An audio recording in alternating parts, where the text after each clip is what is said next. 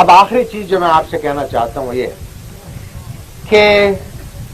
اس قوم اور ملک کی جو ترقی کے امکان ہیں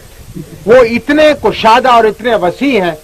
کہ آپ جتنی دوڑ لیں اللہ تعالیٰ آپ کو اتنی زیادہ ترقی دے. لیکن اس کی ایک شرط ہے، اور وہ شرط یہ ہے کہ یہ جو ملک حاصل کیا ہے یہ اللہ کے نام کے اور اللہ کے رسول کے تعلیمات کے لیے حاصل کیا تھا، تاکہ یہاں کے رہنے والے اپنی زندگیاں اسلامی اقدار کے مطابق بسر کر سکیں. ہم نے گزشتہ 40 سال کے اندر اس چیز کی طرف کوئی خاص توجہ نہیں دی. گزشتہ 10 سالوں سے یہ مولانا اکرم جیسے علماء کرام اور یہاں کے اکابرین جنرل مجید ملک صاحب، راجہ افسر میں جو صفدر صاحب کی عنایات ہیں کہ ہم گزشتہ 10 سال سے کچھ تھوڑی سی اسلامی اقدار کی طرف توجہ دلانے کے اندر کامیاب ہو سکے. اسلام کا نام یہ نہیں ہے کہ آپ یہاں دیکھیں کہ کتنا زور کا نعرہ مار سکتے، لیکن اسلام کی اقدار یہ ہونی چاہیے کہ جو اللہ تعالیٰ کو ماننے والا ہے اور جو اللہ تعالیٰ کا نام لینے والا ہے، جو رسول کا شدائی ہے، جس کے دل کے اندر حب رسول ہے، جس وقت وہ نعرہ لگائے تو زمین پھٹ جائے. لہذا اس مقام تک پہنچنے کے لیے ضروری ہے کہ آپ اللہ تعالیٰ کے احکامات کو پوری طرح پابندی کریں. اللہ تعالیٰ نے مسلمان کے اوپر 5 وقت کی نماز فرض کی ہے، رمضان کے مہینے کے روزے فرض کیے ہیں، زکوٰۃ فرض کی ہے، اور اس کے علاوہ اسلامی اقدار کے اندر یہ ضروری ہے کہ بھائی اپنے بھائی کی خدمت کرے، پڑوسی اپنے ساتھ والے کو دیکھے کہ آیا اس نے 2 وقت کی روزی اس کو میسر ہوئی یا نہیں ہوئی، بیمار کی تعمیرداری کی ہے آپ نے نہیں کی ہے، آپ نے اپنی بہنوں بچیوں کو وہ تعلیم دی ہے یا نہیں دی ہے جس کے ذریعے سے وہ آئندہ آنے والے معاشرے کی بنیاد رکھ سکے. کیا آپ نے اپنی 24 گھنٹے کی زندگی کے اندر اللہ تعالیٰ کے لیے کیا کام کیا؟ اگر آپ اپنے دل سے یہ پوچھیں گے اور اگر جواب مثبت میں نکلے گا تو آپ مسلمان ہیں، اگر جواب نفی میں ملے گا تو اس میں لازمی بات ہے کہ ہمیں اور اس کے لیے کچھ اقدام کرنے ہوں گے. دعا کیجئے کہ اللہ تعالیٰ ہمیں صحیح معنوں میں مسلمان بنانے کی توفیق عطا فرمائے. اللہ تعالیٰ ہمیں صحیح معنوں میں ایک منٹ اللہ تعالیٰ ہمیں صحیح معنوں میں رسول مقبول صلی اللہ علیہ وسلم کی سنت پر چلنے کی توفیق عطا فرمائے. آج صورتحال یہ ہے، یہاں اس علاقے کے اندر تو امن و امان ہے، اللہ تعالیٰ اس علاقے کو ہمیشہ امن و امان سے نوازے، لیکن پاکستان کے بعض حصے ایسے ہیں جہاں بھائی کا خون کر رہا ہے. اسلام کے اندر اگر ایک مسلمان کا ناحق خون بہاتا ہے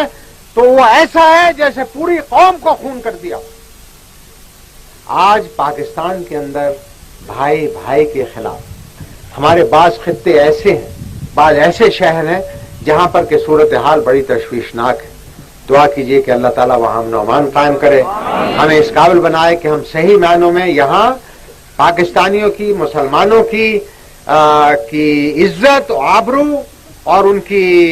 املاک کا صحیح طور پر حکومت تحفظ کر سکے، تاکہ ہر شہری ایک آزاد شہری ہونے کے ذریعے سے، ایک آزاد مسلمان ہونے کی حیثیت سے، ایک اچھا پاکستانی ہونے کی حیثیت سے اپنی زندگی گزار سکے. یہ زندگی جو ہے یہاں پر ہمیشہ ساری عمر کسی نے نہیں بیٹھ سکتی. یہاں سے 10 قدم کے فاصلے پر دیکھیے آپ کو قبرستان نظر آئے گا. آپ اور میں روزانہ ایک جنازہ جاتا دیکھتے ہیں. ہم نے بھی ایک دن اس مٹی کے نیچے 6 فٹ جانا ہے اور وہاں پر جا کر پرسش ہوگی کہ بتاؤ میں نے تمہیں زندگی عطا کی تھی، اس زندگی کے اندر تم نے کیا کام کیا ہے؟ کیا آیا اس موقع کے لیے میں اور آپ تیار ہیں؟ اگر تیار ہیں تو پھر ہمیں اپنے آپ کو خوش قسمت سمجھنا چاہیے. اگر تیار نہیں ہے کیونکہ موت کا وقت معین نہیں ہے، اگر اللہ تعالیٰ زندگی عطا فرمائے تو اس کا صحیح فائدہ اٹھا کر قوم اور ملک کی خدمت کرنی چاہیے، اسلام کی خدمت کرنی چاہیے، اپنے بچوں کی، اپنے عزیز و اقارب کی خدمت کرنی چاہیے، تاکہ ہم آئندہ کے لیے ایک ایسا معاشرہ چھوڑ کے جائیں جو کہ صحیح معنوں میں اسلامی اقدار پر مبتنی. تو میں آپ سے توقع کروں گا کہ چکوال کے لوگ، اس خطے کے لوگ، یہ بڑا مردم خیز خطہ ہے، جیسا کہ مولانا نے آج اپنی تقریر میں بھی فرمایا، اس خطے کے لوگوں نے اس قوم اور ملک کے لیے خون بہایا ہے، اس کی سرحدوں کی حفاظت کے لیے جان کی قربانیاں دی ہیں۔ آج بھی افواج پاکستان کے اندر سب سے بڑا حصہ آپ کے اس خطے کے ساتھ تعلق رکھتا ہے۔ یہ ایک نہ صرف قوم اور ملک کی خدمت ہے بلکہ ایک عبادت ہے۔ مجھے امید ہے کہ آج کے جوان بچے جو ہیں